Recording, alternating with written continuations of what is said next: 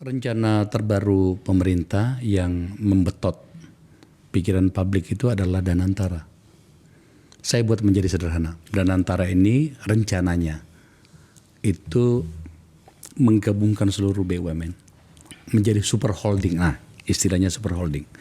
Bahkan beberapa narasumber kami di sini telah menyebutkan sebuah model Temasek di Singapura. Konon kabarnya tanggal 24 akan diluncurkan oleh Presiden. Oke, kita berdiskusi. Apa pentingnya lembaga ini, seperti apa, dan bagaimana nantinya? Biasanya sih orang-orang di Indonesia itu bicara tentang orangnya. Oke, kita juga akan bicara tentang orangnya. Tapi lebih penting lagi adalah apakah Danantara ini memang dirancang untuk menjadi bagian bagi bangsa ini menuju masa depan. Menjadi menguatkan ekonomi, kira-kira gitu. Saya telah menghadirkan dua orang yang saya anggap bisa memberikan kita informasi.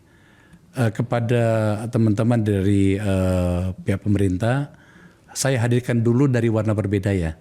Karena tampaknya masih sibuk sekali hari ini pada saat kita ngambil gambar ada pelantikan di istana menyangkut dengan bupati-bupati dan gubernur. Pak Said Didu, selamat siang Pak Sari. Selamat siang. Kita tidak akan bicara dulu tentang pagar laut ya. Nanti aja kita bicara. Pak Said adalah mantan sekretaris Kementerian BUMN 5 tahun 2005-2010. Jadi kita akan bicara banyak tentang itu nantinya.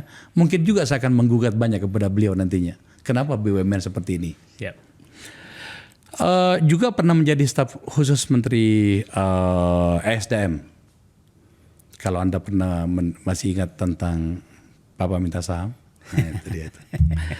Selanjutnya adalah seorang ekonom pengamat pasar modal yang dianggap figur yang agak kontroversial.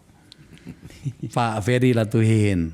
Pak Ferry, selamat datang di rumah kecil kami ini, Pak. Terima kasih atas undangan. Iya. Baik, saya ke Pak Said dulu. Pak Said, saya sudah sampaikan tadi mau dibikin super holding. Kalau boleh dijelaskan sebenarnya apa yang terjadi dengan BUMN hingga kemudian ini harus dibuat menjadi super holding? Kan kalau diubah berarti kan ada sesuatu yang bermasalah kan? Tanda petik ya. Apa itu? Monggo silakan. Pertama saya pikir yang adalah pelurusan amanat Undang-Undang Dasar 45 bahwa menyatakan sumber alam dan yang strategis harus dikuasai oleh negara dan dikelola oleh negara, dimanfaatkan sebesar-besar kemakmuran rakyat. Di dalam Undang-Undang Dasar 45 menyatakan juga bahwa 3 pilar ekonomi kita adalah BUMN, swasta, dan masyarakat. Itu 3 pilarnya. Nah, BUMN ini belum pernah terbentuk sebagai pilar karena namanya badan usaha milik negara itu lembaga negara, bukan lembaga pemerintah. Nah, selama ini masih lembaga pemerintah, bukan lembaga negara. Nah, pertanyaannya apa beda lembaga negara dengan lembaga pemerintah? Lembaga negara tuh ada menterinya, lembaga pemerintah tuh ada menterinya, lembaga negara tidak ada dan harus langsung dengan presiden. Okay. Lembaga negara seperti TNI, itu lembaga negara. Hanya tentara yang bisa menjadi panglima TNI. Nah, saya berharap juga BUMN hanya orang profesional di BUMN yang bisa mengelola super holding. Itu intinya. Jadi kalau ditanyakan apakah ini bagus, idenya menurut saya bagus. Yang kedua, nah ini supaya bicara sedikit. Saya ada peristiwa kenapa ide ini saya setuju. Oke. Jadi 4 jam setelah saya dilantik menjadi sesmen BUMN Tahun 2005. Itu Agus Martowardoyo ingin ketemu saya. Waktu itu Pak Agus sebagai Menteri Keuangan. Di Bank Mandiri. Oh, oke. Masih Mandiri ya. Muncul di hati saya, Bung Akbar, apa hebatnya Said Didu sehingga orang sehebat Agus Marto harus ketemu saya. Saya sebagai orang yang pikir kementerian ini nggak benar. Kementerian ini tidak benar. Maka kementerian ini harus dibubarkan. Waktu itu. Waktu itu menterinya Anda siapa? Sugiharto. Pak Sugiharto. Oke. Dan saya bilang, Karena tidak di negara yang baik tidak boleh ada kekuasaan dipegang oleh orang yang tidak kompeten. Dan Said Didu bukan kompeten memanggil Dirut, hanya mengelola kebijakan. Nah, hari kedua saya menerima 952 CV calon komisaris direksi. Setelah saya periksa, loh kok sampah semua nih? Nah, sebulan kemudian saya ditanya Pak Presiden, waktu itu Presiden SBY dan JK, gimana tuh CV-CV semua itu? Saya bilang, saya sudah buang semua ke tong sampah. Loh kenapa? Saya nggak mau BUMN menjadi keranjang sampah. Nah, jadi maksud saya mengambilkan gambaran itu bahwa kalau ini menjadi lembaga pemerintah, maka BUMN menjadi tong sampah. Dalam catatan Anda, BUMN itu lembaga negara atau lembaga pemerintah? Sekarang menjadi lembaga negara. Dengan dijadikan super holding, maka menjadi lembaga negara. Selama ini menjadi lembaga pemerintah. Lembaga pemerintah. Oke. Jadi idealisnya oke. Cita-citanya bagus. Sehingga lembaga negara seperti TNI maksudnya nanti. Bahwa hanya tentara lah yang bisa menjadi itu. Nah, saya masuk sedikit ke negara lain. Negara lain, partai Cina pun negara komunis, itu BUMN-nya itu bukan lembaga pemerintah. Itu lembaga negara. Lembaga negara. Kita tidak, Temasek yang 90% ekonominya, ekonomi Singapura ditentukan oleh Temasek, itu bukan lembaga pemerintah. Hasanah Malaysia yang sebagian besar ekonomi ditentukan oleh Hasanah juga bukan lembaga pemerintah. Dan 3 negara yang menjadikan BUMN sebagai pilar ekonominya, tadi Cina, Singapura, Hasanah, dan negara lain, itu tidak ada namanya Menteri BUMN. Enggak ada? Tidak ada. Dan Bung Faisal, kita tidak pernah kenal siapa Dirut BUMN Cina. Kita tidak pernah kenal siapa Dirut Temasek. Apa intinya bagian ini?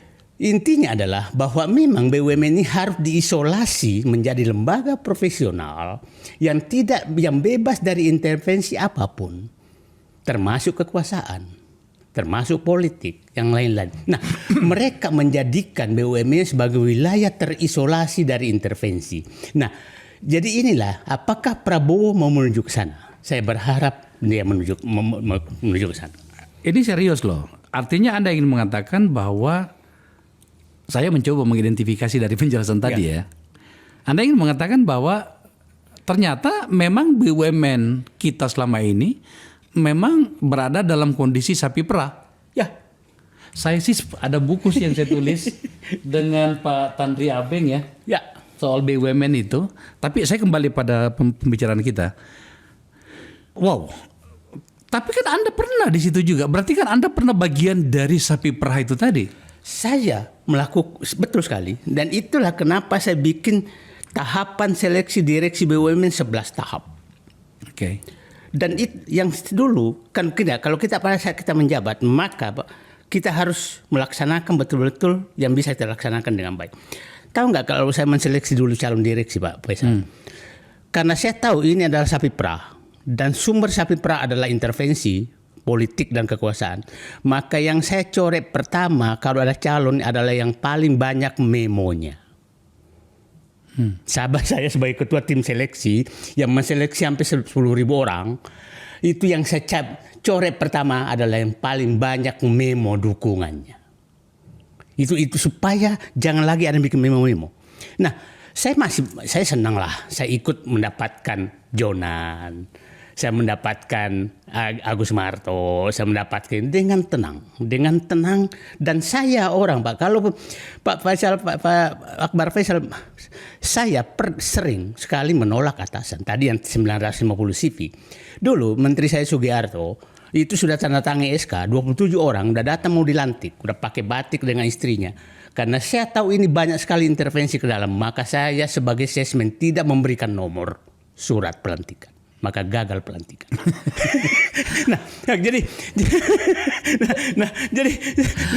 Jadi ini memang dibutuhkan orang-orang. Pak saya bentar dulu. Ini memang Anda dari dulu memang ini orangnya usil ya. Oke, sebelum saya ke Pak Ferry, artinya Anda ingin mengatakan bahwa ada dukungan kepada Danantara, bahwa memang ternyata banyak problem di masa lalu ya. Bahkan sebelum tanggal 24 nantinya ini. Pertanyaan sebelum saya ke Pak Ferry. Anda yakin problem BUMN itu tidak akan lanjut kalau sudah berubah menjadi Danantara? Saya yakin apabila memang Prabowo hanya menjadikan Danantara sebagai upaya menghentikan intervensi. Tapi sebaliknya apabila ini menjadi jendela intervensi, maka risikonya sangat tinggi. Risikonya sangat tinggi. Karena kenapa? Ini menyatu satu kekuasaan, satu undang-undang, dan kekuasaannya sangat tinggi. Jadi Pak Prabowo istilah saya memasuki tikungan yang sangat tajam.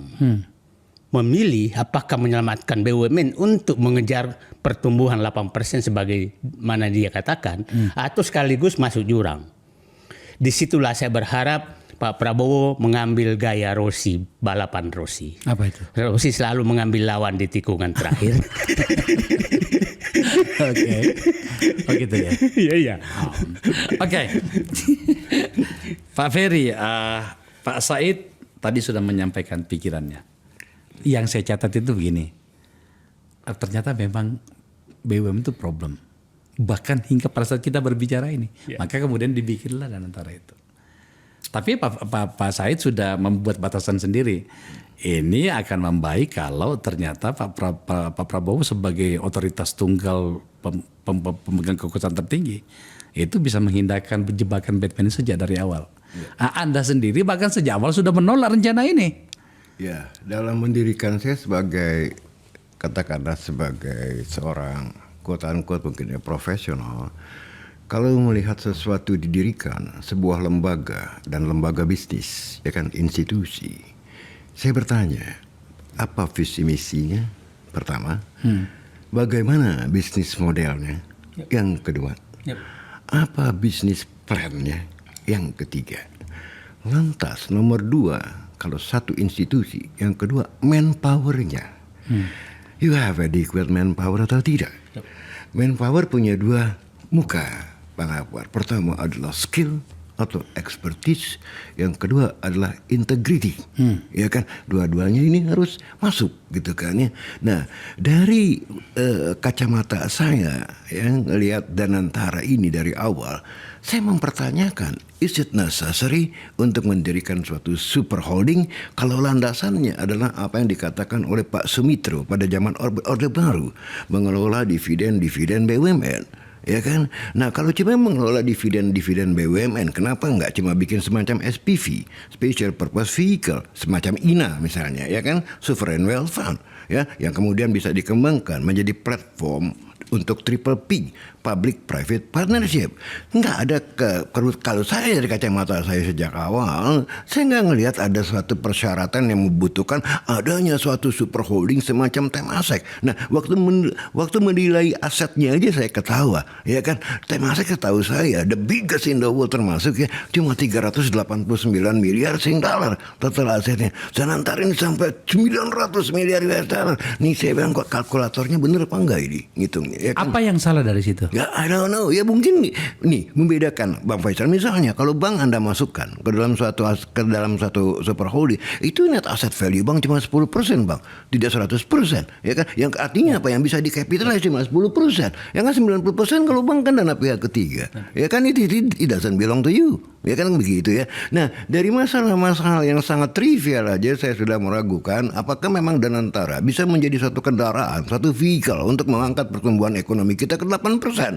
Ya kan? Malah saya khawatirkan ini akan menjadi 1MDB. Abang pernah dengar kan apa yang terjadi di Malaysia? Gitu. Karena apa, sejak awal saya tidak tahu vision missionnya, tidak tahu bisnis modelnya, tidak tahu business plannya, and so on yang merupakan necessary condition to set up an institution. Oh, oke. Gini, Pak Said, Pak Ferry. Kami di sini terbiasa untuk mengidentifikasi problem yang bisa dipahami oleh publik. Publik mengatakan begini, BUMN yang kita dengarkan problem, hanya beberapa saja yang memberikan kabar gembira. Bank Mandiri, BRI, apalagi beberapa yang tidak banyak yang memberikan pencatatan. Bahkan perusahaan-perusahaan BUMN yang besar itu problem yang datang. Telkom kita terdengar aja ada problem, PLN dan seterusnya. Maka mungkin di kepala Pak Prabowo mengatakan, udahlah tak bikin sesuatu yang agak ekstrim lah. Dan ada model, katakanlah Temasek sudah keluar nama itu, dibikinlah. Kenapa kita tidak memberikan ruang permakluman di situ Pak Ferry bahwa mungkin ini jalan keluar kemudian penyakit BUMN itu bisa diselesaikan? Gini, masalahnya kembali lagi Bang Akbar ya, kita lupa sesuatu yang boleh bilang tidak kuantitatif tapi kualitatif, masalah governance. Oke. Ya, ini governance ini menjadi suatu poin yang sangat besar once you set up an institution. Ya kan, itu satu. Yang kedua juga yang paling berbahaya sejak awal saya katakan kepada teman-teman, ini kok bank-bank dimasukin ke dalam Danantara super holding. Dan bank everyone knows that. Bank punya sistemik risk Bang Akbar. Ya kan ya. Kalau tujuannya membentuk Danantara untuk menggalang dana, ya, dan dana ini digunakan untuk membangun misalnya hilirisasi, proyek-proyek infrastruktur, whatsoever, saya bilang tidak ada landasannya untuk menggalang dana. Kenapa? Pertama, bank-bank ini tidak bisa menggalang dana karena net asset value-nya cuma 10%, 9% dan non-3. Nah, kalau kita ngomong yang lain, PLN, Pertamina, ini PSO Bang. PSO, Public Service Obligation. Siapa yang mau meminjamkan uang kepada PSO? Pak Ferry, saya berbicara dengan teman-teman dari pihak pemerintah ya. Salah satunya dari kepala kantor komunikasi negara Istana mengatakan bahwa ada dua nantinya modelnya Pak Said. Anda bisa menyelanya ya. Ada dua nanti modelnya adalah holding operation dan holding investasi. Dalam hal ini dana dividen dari BUMN itulah yang akan dikelola. Jadi bukan berutang. Mungkin saya terlalu menyederhanakan masalah. Tapi kalau seperti itu rencananya, apa yang salah dari situ Pak? Yang salah kan apa harus bikin super holding? Bikin aja SPV semacam ini. Problem begini. Ini kita terpenjara 2 undang-undang. Oke. Jadi gini, pada saat di dalam itu sama dengan bahwa bikin, tapi ada kenakalan tanda kutip dari Kementerian Keuangan dengan undang-undang yang dimiliki. Akhirnya bikinlah BLU. Ya itu yang problemnya. Jadi saya pikir ini mau diterobos. Nah dibikinlah sekarang BLU itu lebih besar daripada bisa menjadi lebih besar di BUMN. Jadi kenakalan politik ke regulasi ini. Jadi pada saat undang-undang dibikin, undang BUMN 2003 dan undang-undang keuangan negara kan menarik kewenangan Kementerian Keuangan ke Kementerian BUMN.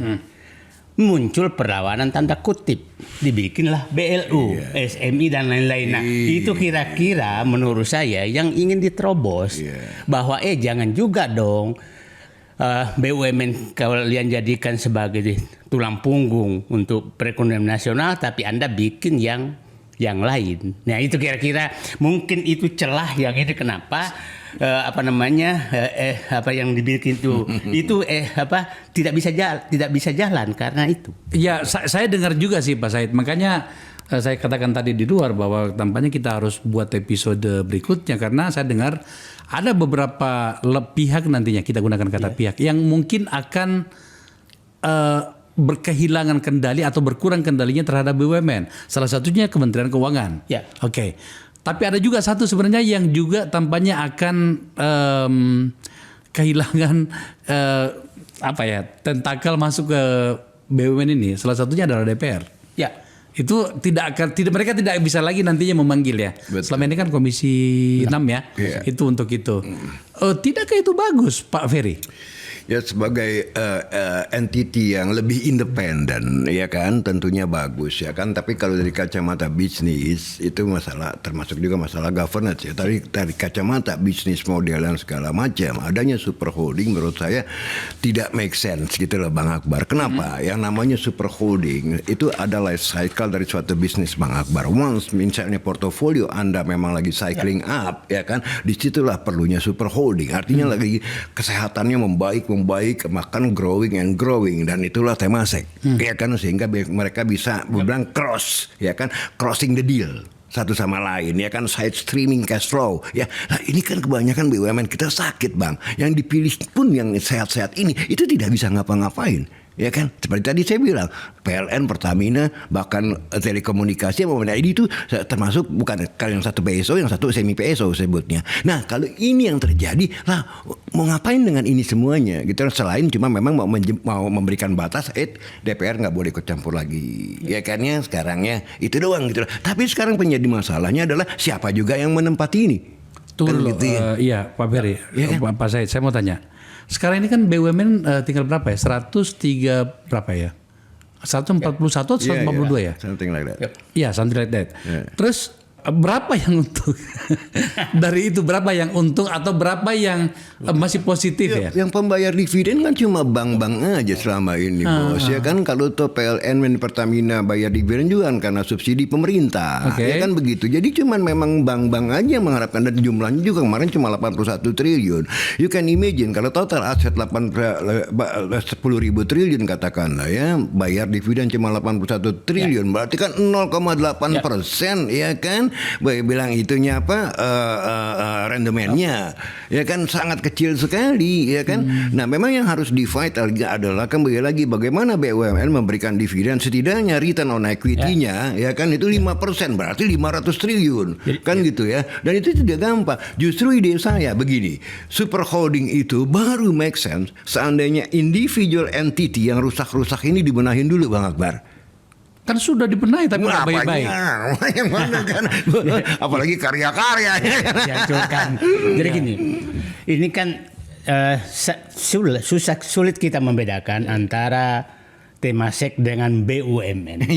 Karena Temasek betul-betul kaidah korporasi, BUMN itu tidak kaidah korporasi murni, ada penugasan.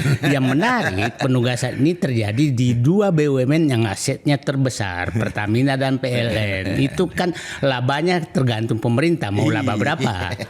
Nah, jadi kalau mau membandingkan sebenarnya adalah yang TBK, itu fair kita. Yang TBK itu, dan kita bisa bangga. BUMN TBK tuh bisa disandingkan dengan BUMN lain sejenis. Bank kita tuh bagus loh dibanding dengan bank swasta. Dulu semen kita bagus sebelum diintervensi oleh pemerintah. Nah, saya ingin menyatakan 90% kegagalan BUMN itu karena intervensi kekuasaan. Itu pengalaman saya. Jadi kalau Pak Prabowo mau sukses membentuk Nusantara, maka hentikan intervensi kekuasaan. Apabila, saya setuju sekali, ini kita tidak pernah tahu ini good governance-nya seperti apa sih dan antara ini. Jadi menurut saya ini sedang disusun PP. Di PP itu harus jelas sekali good governance yang harus diikuti oleh pengelola dan antara. Dan ingat, setan-setan sedang bergentayangan untuk masukkan ruang bekerja setan di PP itu sekarang. Saya yakin betul. Nah, disitulah orang-orang Prabowo yang malaikat harus menjaga intervensi setan ini. Nah, ini jam-jam ini saya yakin terjadi dialog yang sangat keras. Ya, Setan-setan karena di PP lah yang menentukan. Disitulah nanti good governance seperti apa, pertanggungjawabannya seperti apa, siapa yang bertanggung jawab, bagaimana menseleksi direksinya, siapa-siapa yang kriteria menjadi direksi. Jangan lagi memakai kriteria di undang-undang BUMN yang bisa ditafsirkan seperti apapun. Nah, itu harus sangat rigid. Yang bisa jadi komisaris begini, seleksinya harus begini. Sehingga yang saya katakan tadi, saya selalu menyatakan, Bung Faisal, undang-undang yang bagus adalah apabila setan pun tidak bisa melaksanakan undang-undang itu.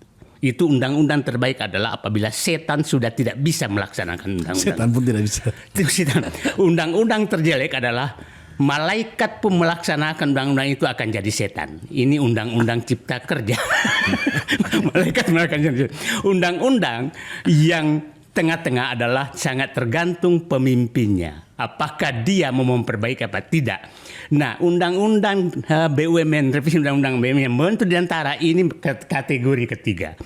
Karena menjadi kategori ketiga, maka yang menentukan adalah PP-nya. PP-nya harus membentengi semua gerakan-gerakan setan itu agar governance-nya betul bagus, orang-orang yang terpilih tidak ada bisa lewat pintu jendela.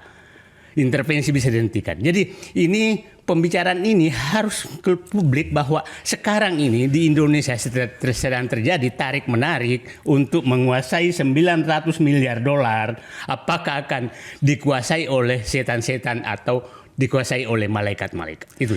Nah, Gini Pak Rafiri. Saya ini tadi masih mencoba berkutat di fase pertama diskusi kita.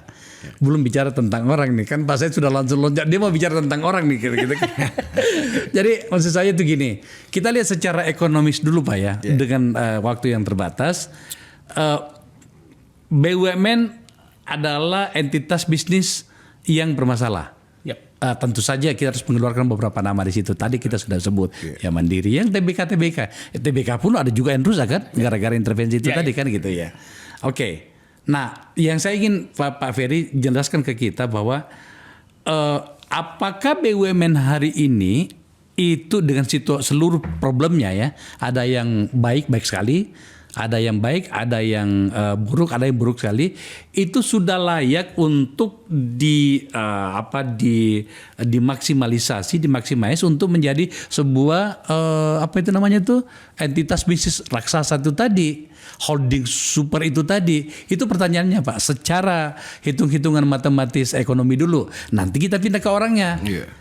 Dan saya nggak ngelihat juga ya adanya super holding ini bisa memberikan suatu katakanlah a game changer untuk ekonomi kita. Saya tidak lihat itu gitu loh ya. I have different reasons. Saya punya alasan yang baik. Yang kedua, yang sekarang krusial kita menghadapi satu dilema adalah accountability-nya, Bang Akbar. Ini kan sekarang ini dicoret nih ya bahwa nggak bisa diaudit kalau nggak salah sama BPK atau bagaimana gitu ya, kan ya. Tiba-tiba ada perlindungan hukum seperti itu ya, hukum, juga ya kita. kan, ya ada kasus Pertamina, ya kan, Ibu Karen segala macam ya, sehingga alasannya adalah nih semua para BOD, BUMN tidak berani mengambil keputusan bisnis karena takut ini adalah kerugian negara gitu kan ya. Nah itu dihapuskan. Tapi sebetulnya sih simple kalau menurut saya, harus diaudit tetap ya kan, tapi judgementnya apakah ini karena bisnis risiko bisnis atau ini ada permainan gitu loh, kan bisa pakai different windows ya kan ini tetap harus ada, ini accountability milik negara, nggak bisa ini bukan nenek moyang punya kata Ahok kan gitu ya kan ya, jadi tetap gitu loh. Nah yang kedua dari kacamata ekonomi, menukik ke pertanyaan abang tadi, saya nggak lihat bisnis plannya apa sih, kan itu Bang. Kalau memang ini menjadi game changer dari ekonomi, saya memang nanya, you punya bisnis model pertama bagaimana, yang kedua bisnis plannya apa? Itu to be a game changer. Tapi kan tadi sudah saya katakan tadi, sesuai dengan penjelasan mereka, kan ada dua nantinya, holding operation, kalau saya nggak salah seperti itu, nanti siapa orangnya, kemudian holding investasi. Tampaknya di pikiran banyak orang itu berharapnya di holding investasi itu tadi. Tapi kan abang tadi sudah menjelaskan, Bang, 1.000 triliun dia punya aset. Labanya cuma 81, berarti cuma 0,8%. Return on equity. Nah itu yang saya mau bahas dengan Anda gitu loh kan gitu. Ya makanya saya bilang sekarang begini, kalau kita di kacamata ekonomi everyone knows ya kan bahwa output GDP gitu sumbangannya BUMN tidak kecil, more than 30% tahu saya ya, yang dilakukan, yang dikeluarkan oleh BUMN. Sekarang kalau memang itu a big part of the GDP, sekarang saya pengen tahu, you want to be a game changer, fine. You punya bisnis plan, bisnis model bagaimana sih? Abang bilang kan ada dua cabang nih, ada investasi, ada satu lagi yang non investasi ya kan, yang nanti yang non investasi memberikan dividen kepada yang investasi dan itu akan nah sekarang mau investasi apa? Saya mau tanya. Ini harus jelas Bang, sejak awal harus jual. Saya mau bangun warung Tegal, itu harus jelas, ini kan nggak ada. Saya mau bangun tower ini, tower itu kan harus jelas, ini kan nggak ada. Cuman sekedar ya nanti investasi, nanti lihat aja. Lah ini bercandaan apa? This is a big issue loh. Ini duit rakyat loh. Ini duit besar loh. Nggak bisa ngambang-ngambang.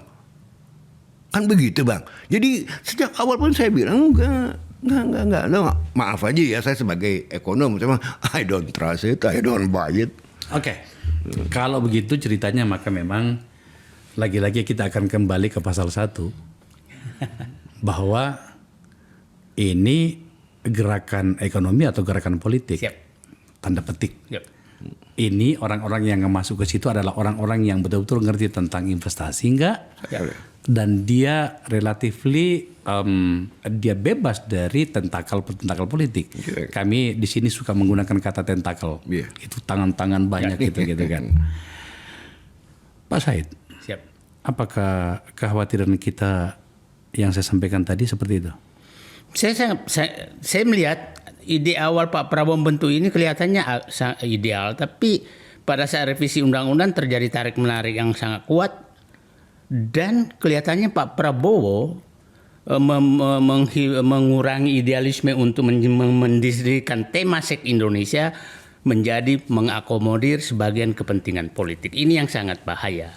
Itulah saya katakan kenapa PP-nya yang sangat penting dijaga, karena itu PP sudah di tangan presiden.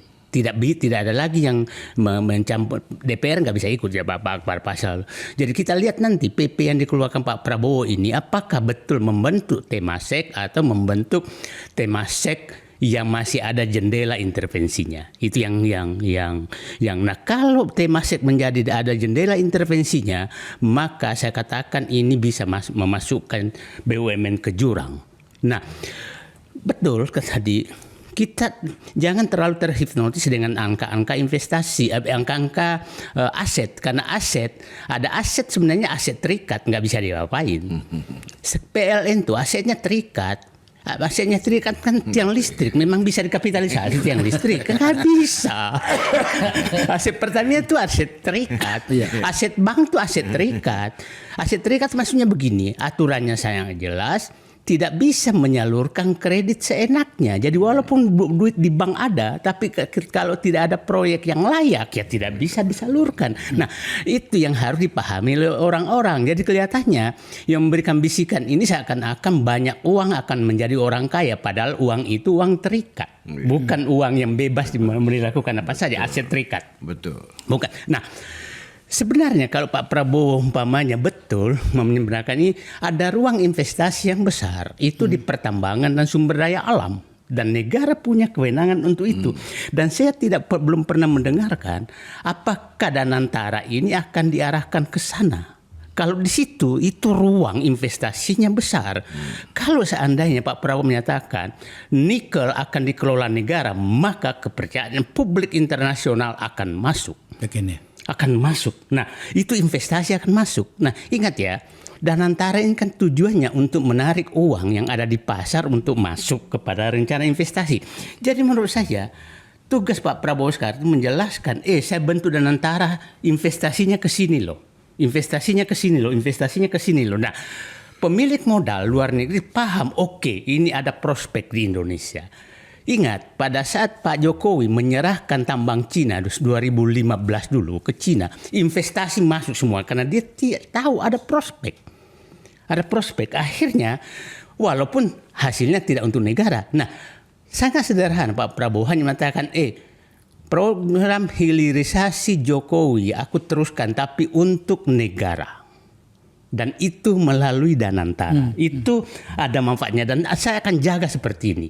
Tapi kalau hanya mengatakan saya akan mengembangkan investasi, orang bertanya, apakah investasi lagi kayak Telkom dengan Goto? Apakah investasi legal ini benar? Itu yang harus dijelaskan. Jadi, nah itulah dibutuhkan orang-orang yang memang pintar menjelaskan ke publik bahwa ini yang terjadi. Tapi kalau hanya boneka-boneka politik lagi yang muncul, mohon maaf saya menyebutkan laba, apalagi orang-orang itu ingin memanfaatkan untuk kekuasaan, maka pembentukan Danantara adalah pintu masuk lebih menghancurkan BUMN. Penjelasan ini make sense Pak, bagi saya ya.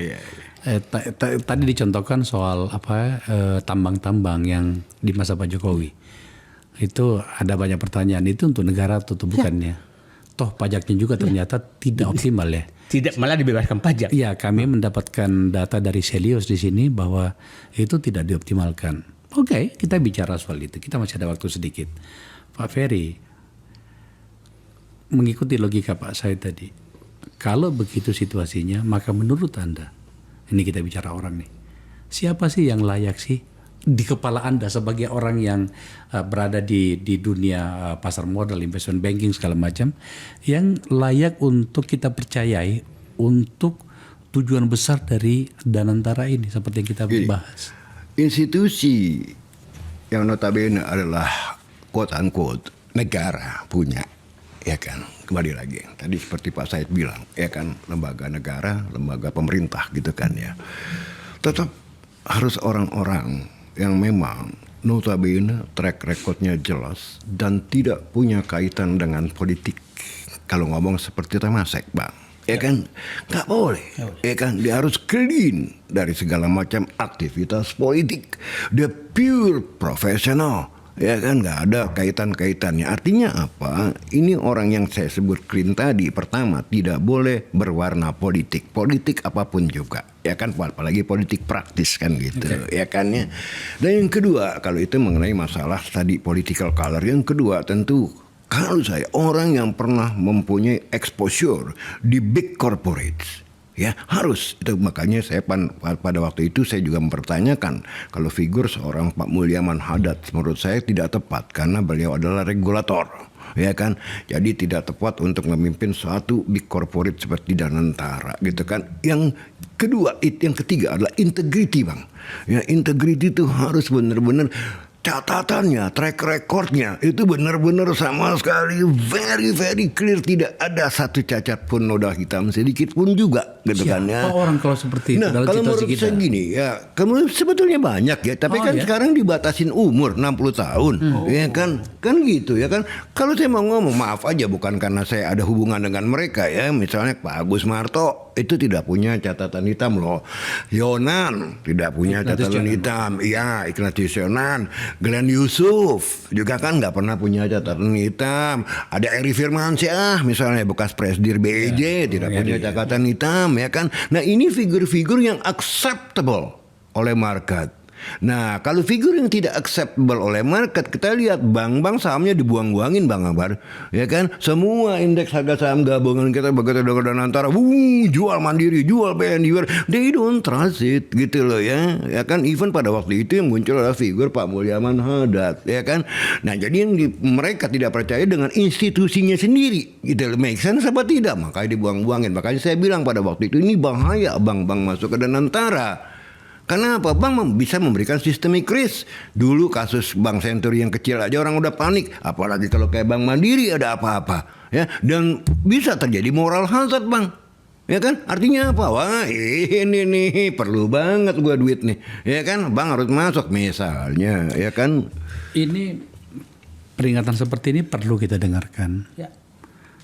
Pak Ferry tadi menyebut Senturi, ya saya tiba-tiba terlontar 15 tahun lalu saya yang belakangan gitu ya. Tapi risiko itu sebesar itu beneran akan bisa menimpa kita? Sangat besar. Abang lihat aja, begitu diumumkan 3 bank besar ini masuk Danantara, semua asing cabut, Bang. Jual semua. Padahal belum ada apa-apa loh, cuman pengumuman aja bahwa they belong to Danantara, ya kan. Segitu sensitifnya, Bang. Ya kan, apalagi nanti setelah bergulir dan ada masalah kecil aja, ya kan. Misalnya saya katakanlah pelan-pelan nih dana berpindah ke bank lain, ya kan, dari bank pemerintah. Wah, berarti confidence is losing, ya kan ya. You lose your confidence, ya kan ya, nggak terpercaya. Nah, ini bisa men-trigger NPL, Bang. Begitu men-trigger NPL naik dari 3% ya ke 3,5% lagi ke 4%, dolar bisa 20.000, Bang. How sensitive it is, you have to take into account. Saya jadi serba salah nih. saya harus sedikit berhati-hati pada bagian ini karena ini menyangkut soal kepercayaan publik. Iya. Pak Said, kan nama-nama sudah terlontar juga nih. Tadi Pak Ferry sudah menyebutkan beberapa nama profesional ya. Saya gunakan kata profesional. Nama-nama yang terlontar sekarang ini adalah orang-orang yang juga berada dalam pemerintahan. Salah satunya adalah Pak Rosan. Nah, saya dengar Pak Rosan itu akan mengendalikan Danantara juga dalam kapasitas sebagai Menteri Investasi. Oke. Pada bagian itu Pak Ferry tadi sudah menyergap. Bagaimana ceritanya? Dia regulator sekaligus sebagai operator kan gitu ya. Terus ada beberapa nama lagi juga, nama Pandu.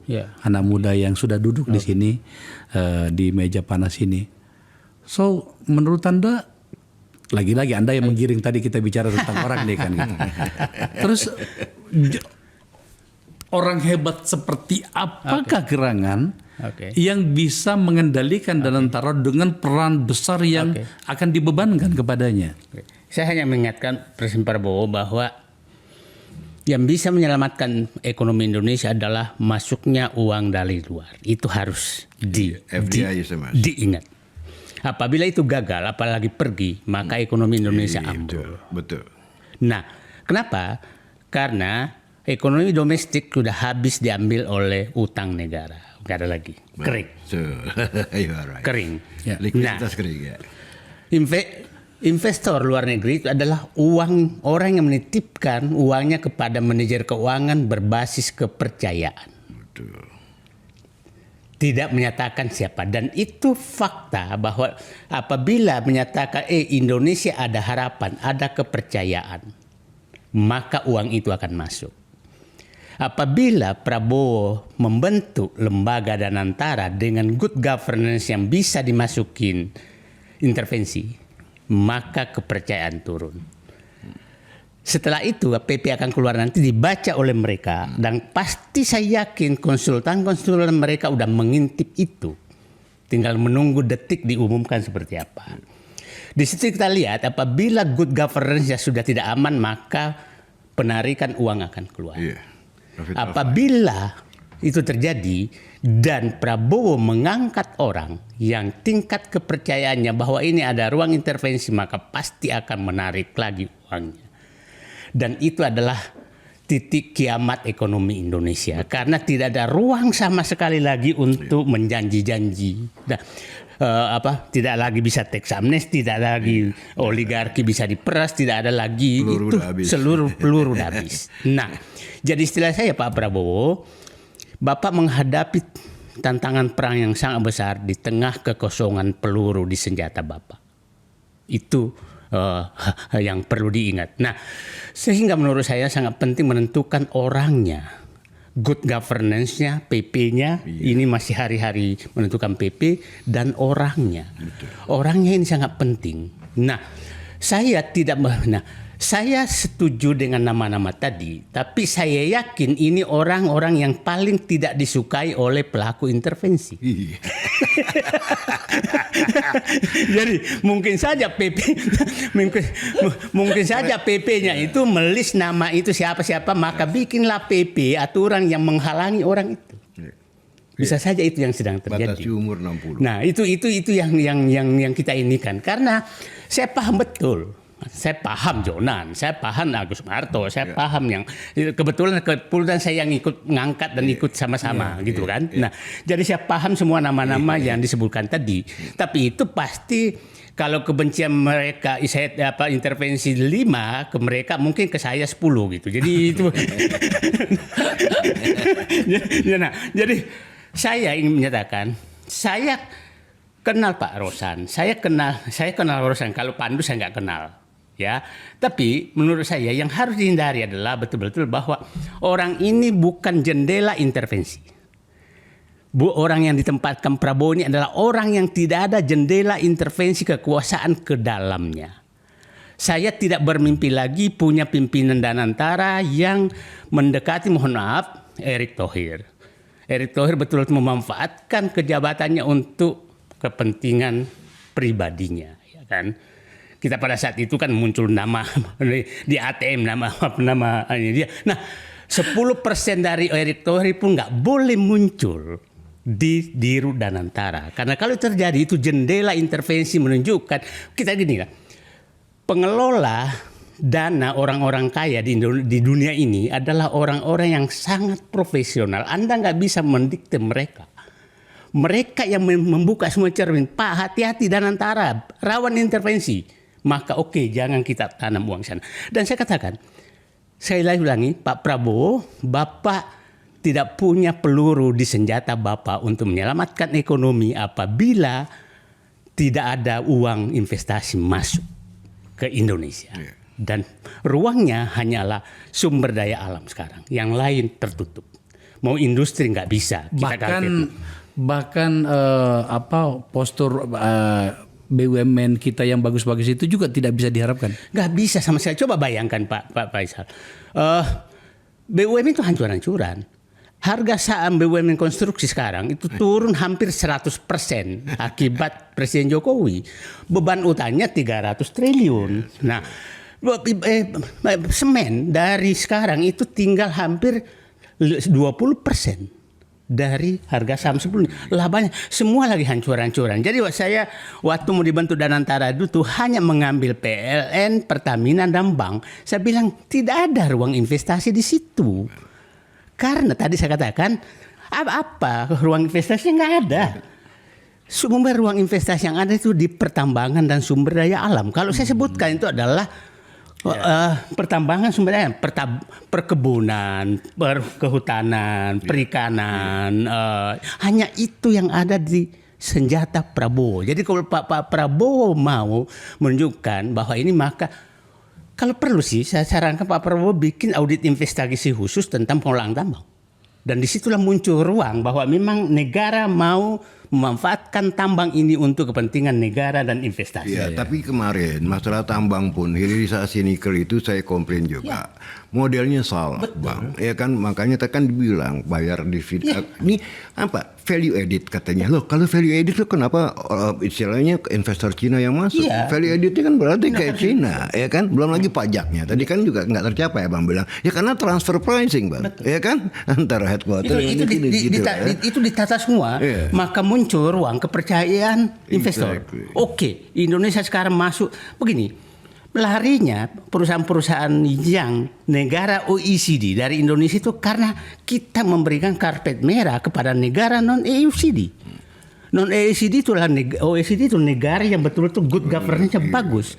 Selama kita memilih negara non OECD sebagai karpet merah, maka akan lari negara OECD. Salah satunya negara mana? Cina non OECD.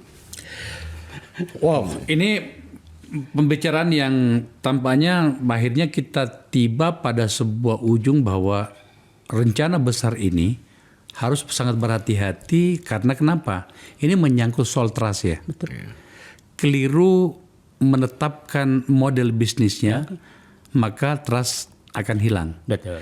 Keliru menetapkan orang-orangnya, di mana orang-orang itu adalah tentakel politiknya jauh lebih kental dibanding bisnisnya, maka modal akan lari.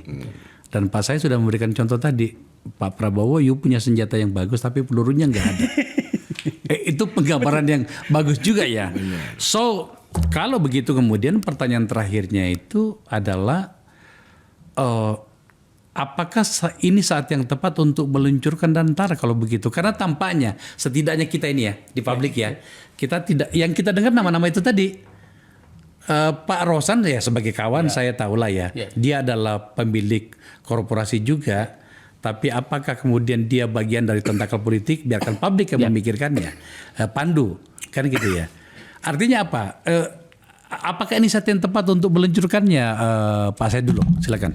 Saya melihat Pak Prabowo tidak ada pilihan karena satu, target pertumbuhan ekonomi yang tinggi sekali.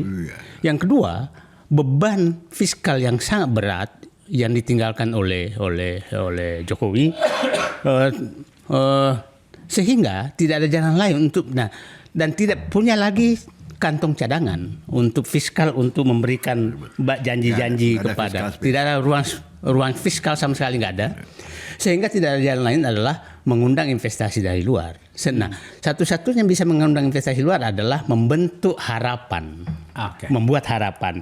Danantara bisa menjadi harapan apabila tadi good governance-nya memang di PP itu bagus, mengangkat orang betul-betul yang membalikkan situasi ini menjadi ada harapan. Ingat Pak Akbar Faisal, saat Pak Prabowo memuji Jokowi di Muslimat NU, tahu nggak harga saham kita tuh turun 7% loh. Sementara harga saham negara lain naik. Nah, ini Pak Prabowo harus agak baca seperti ini gitu loh, bahwa kepercayaan investor bukan kepercayaan saya dulu. Jadi saya berharap orang-orang sekitar Pak Prabowo jangan memaki-maki orang kita ini yang memberikan pencerahan, karena itu untuk meyakinkan investor. Meyakinkan investor yang tidak yakin lagi kepada Anda gitu. Nah, itu jadi saya pikir itu ini. Jadi Pak Prabowo ini hari-hari sangat menegangkan untuk menentukan apakah Pak Prabowo bisa menyelamatkan ekonomi Indonesia lewat Danantara atau sebaliknya. Pak Ferry.